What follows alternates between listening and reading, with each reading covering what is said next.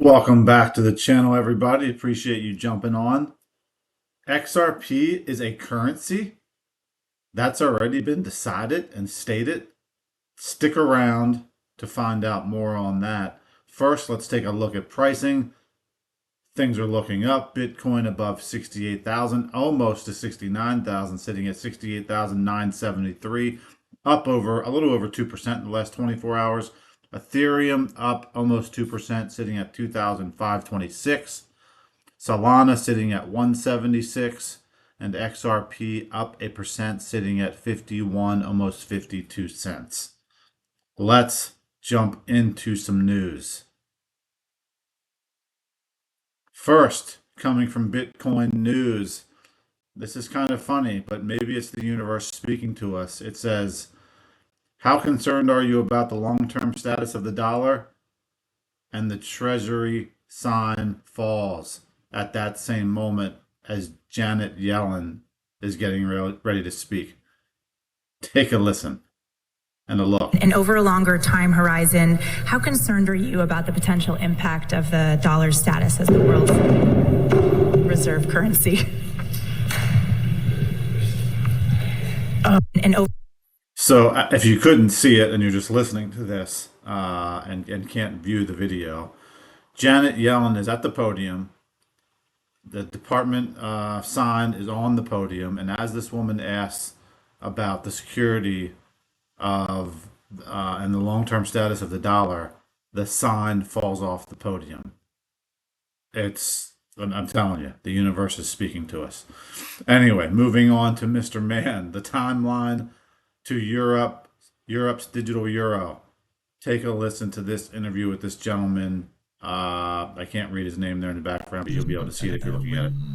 There could be congestion and so on, but let's not go into that direction. So the technologies, the challenges, and not just for crypto, but also for CBDC, would be question of the legality. And for example, in the European context, we expect the Commission has already put in the proposal, the legislative proposal, because after all, it's the governments which guarantee, central banks are there, but it's the governments.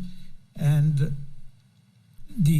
so it's the legal and the governance issues. They are more challenging. And then the cooperation, in other words, how going to link with other countries or the same platform, or, there are so many, whether you go on DLTs or not, and so on. So there are many questions and trade-offs. So that's why it's taking time. I mean, the digital euro is in its third year of studying. Now it's finished up the investigative stage. We are planning another 2 years of trial and error and seeing, so that you would be convinced. I mean, this is not a private sector, a startup and say, oh, oops, we got it wrong. I mean, you get the ECB, you cannot afford to get it wrong. So it will take time in a very prudent manner. And once you see that it's resilient and viable, then you go ahead. But we're not talking about, like AI. In the future, there will be all the possibilities have been technologically tried and tested by many central banks around the world. I can say that 9 out of 10 central banks, this is the BIS statistics, are monitoring, interesting, studying, or trying out research and so on. So within 3 to 6 years, we would be seeing them, implemented. So, digital euro has been being planned already. They're looking at the details. It's happening. 3 to 6 years, and it'll all be complete. They're looking at all the details now. Moving on to Emily, another country moving on in the digital aspect. And this one calls out right at the beginning of this video that they're using Ripple, or XRP, I should say. Actually, I think it does say Ripple, but it says, while banks in India are testing XRP on the private ledger to bridge money from A to B, the switch will be flipped soon. BRICS, India, XRP. Take a listen. We are working with Ripple XRP on their CBDC platform, and we are consulting small countries, not like India. So they are very advanced. We are already into the CBDC platform. We are consulting small countries as one of the advisory paper submission and everything on the CBDC, how they can move to CBDC. Mr. Solomon Ashok, founder Cars FinTech and co-founder and CTO of Accelerate Finance, to please. We are working with Ripple, XRP on. So there you have it from FinTech Festival India. They're working with Ripple, amongst other partners here. You can see, but he called out Ripple there in that clip, and positive news for Ripple and XRP. Moving on to Crypto Erie here says, why build XRPL EVM dApps? And we have, I will butcher her name if I try to say it, but head of Ripple Partner Success in Dubai. This is from the original 6-hour day Live 3 stream, a hidden keynote from the Cosmoverse, October 21st to the 23rd. Take a listen to this woman talk about Ripple and not being a security and a few other things. Take a listen. So why would you build on the cross-chain the apps on the EVM sidechain, on the XRPL EVM sidechain? So first, like, unlock XRP utility. I want to stress, like, XRP utility. Why do we care about XRP? XRP is one of the few digital assets that has now regulatory clarity by the SEC. It's not a security. So that's one of the few.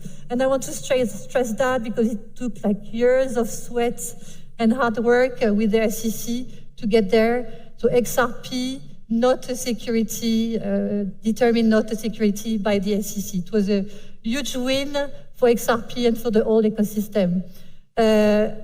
Locally, DFSA, so Dubai Financial Services Authority, under the DIFC construct, has also authorized XRP to be used by the DIFC companies. So that's strong, like XRP being approved by DFSA for DIFC companies to use. So that's one.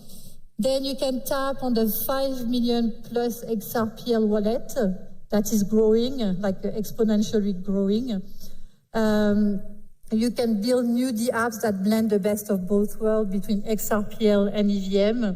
And you get all the support that you need. So you'll have access to docs, you'll have support from Persist, from Ripple, and funding to build the next big thing. So if you need funding, you can reach out. So I would like to personally invite you, and very thrilled to see you joining the first cohort to build cross-chain dApps on the XRPL ecosystem. It's a very exciting opportunity to be at the forefront of innovation.